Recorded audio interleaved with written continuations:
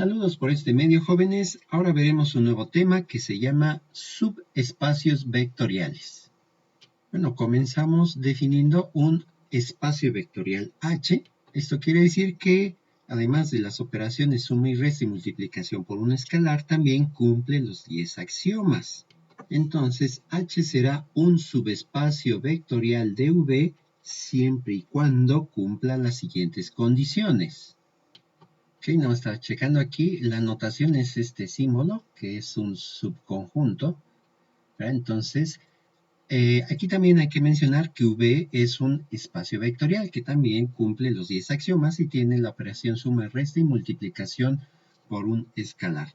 Bien, entonces, H será un subespacio o un subconjunto de V si cumple estas dos características, nada más. ¿Verdad? Si se tiene un elemento que pertenece a H y además otro elemento que pertenece a H, entonces la suma de esos dos elementos debe cumplir con las condiciones que especifica el espacio vectorial H. ¿Verdad? Y si H es un subespacio de V. Lo mismo en el caso del producto por un escalar, o sea, si tenemos un elemento que pertenece a H, entonces el producto de un escalar por ese elemento deberá seguir perteneciendo a H. Entonces eso significa que va a ser un subespacio vectorial de V. Entonces veamos este ejemplo.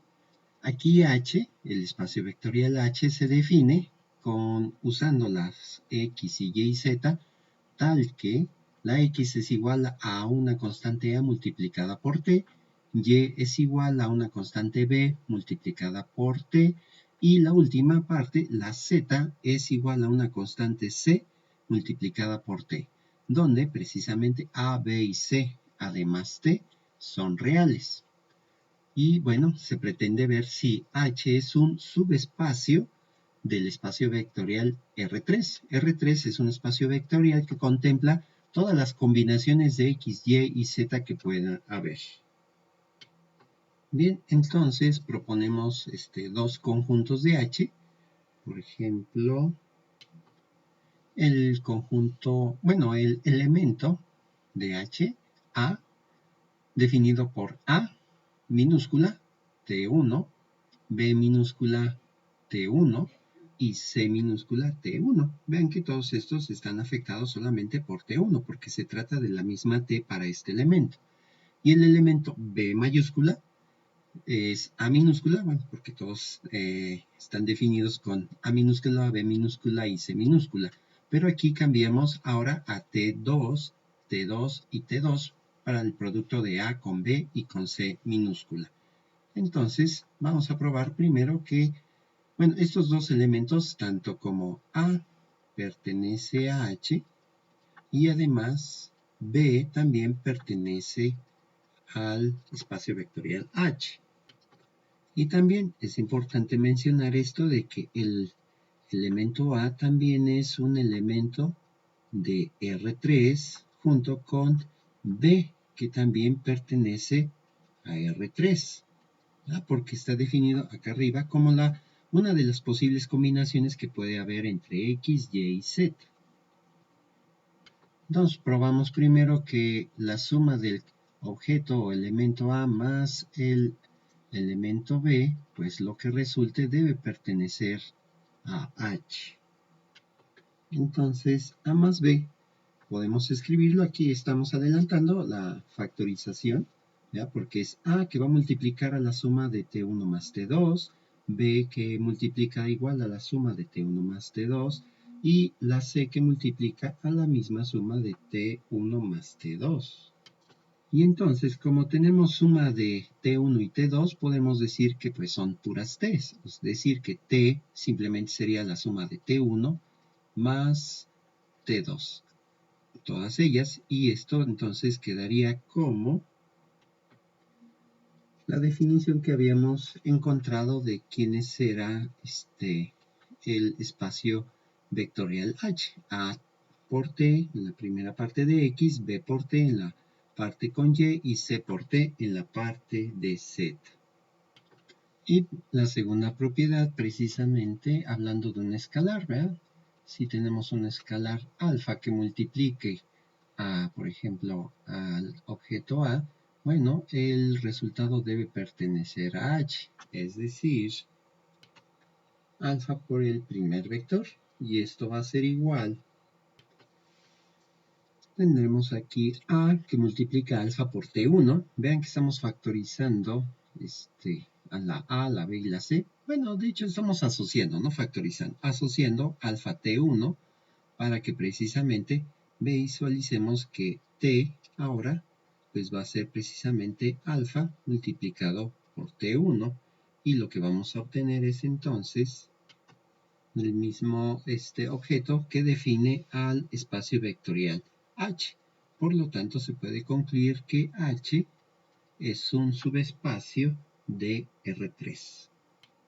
Bueno, ahora vamos a demostrar si este conjunto presentamos. Ahí donde está. Ahora sí, estaba aquí oculto. Si este conjunto H es subespacio de V.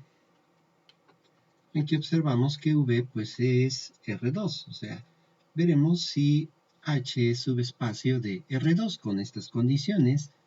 ¿Verdad? Entonces H van a ser todas las parejas tal que X es estrictamente igual a 3 y tenemos que Y pertenece a cualquier valor de los números en R1. Entonces trabajamos con dos elementos de H de manera genérica, el elemento A, 3Y1 y el elemento B, 3Y2. Entonces, tanto A pertenece a H y también B pertenece a H. Ahora la pregunta es, ¿qué pasa con A más B? Y lo que tendremos es 6 y abajo Y1 más Y2. La condición de Y1 más Y2 pues es cualquier Y, es aceptada para la definición del espacio H.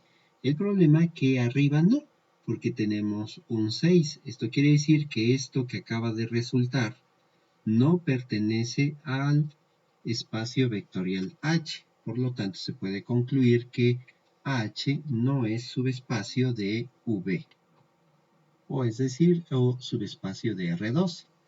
Remarcando, fíjense, este elemento, vamos a ponerlo aquí, el 6 y el Y1 más Y2, sí pertenece al espacio V, ¿ya? Porque es una combinación cualquiera de dos números, de una pareja de números. Pero este resultado no pertenece al subespacio H que está definido como aquí se muestra. De hecho, este es el detalle, ¿no? Encasilla a la X a un valor determinado 3 y a la hora de sumar, pues ese valor va a cambiar. Entonces es lo que va a provocar que este no sea un subespacio de V. Ahora vemos este otro ejemplo. Ahora sí lo ponemos. Tenemos que V nuevamente es un espacio en R2. Cumple todos los axiomas y demás. Pero ahora definimos al espacio vectorial H como a la pareja de XY tal que X sea igual a Y. Entonces podemos poner este ejemplo.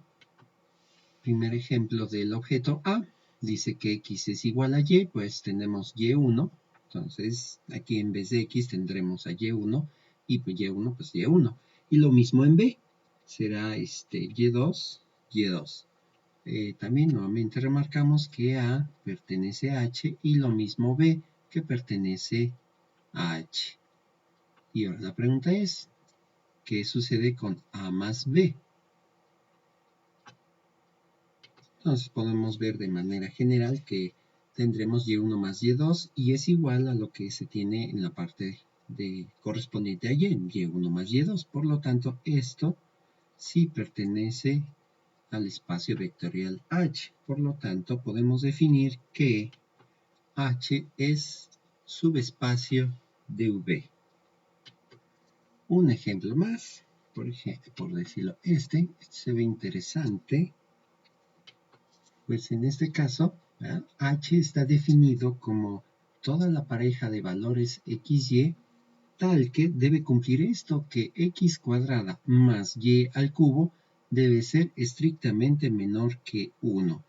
Entonces aquí vamos a buscar algunos valores numéricos que satisfagan la condición y que pertenezcan a h. Por ejemplo, a que sea 0.9 en x y 0.4 en y. Entonces, al aplicar esta expresión de 0.9 al cuadrado más 0.4 al cubo, pues da 0.874. Y lo mismo para el ejemplo que ponemos aquí en b. 0.9 al cuadrado más 0.5 al cubo va a dar 0.874. Ay, aquí me equivoqué, déjenme ver. Corrijo, es 0.935. Entonces, nuevamente podemos afirmar que A pertenece al espacio vectorial definido como H y B también, porque está cumpliendo la condición que x cuadrada más y cúbica es estrictamente menor que 1.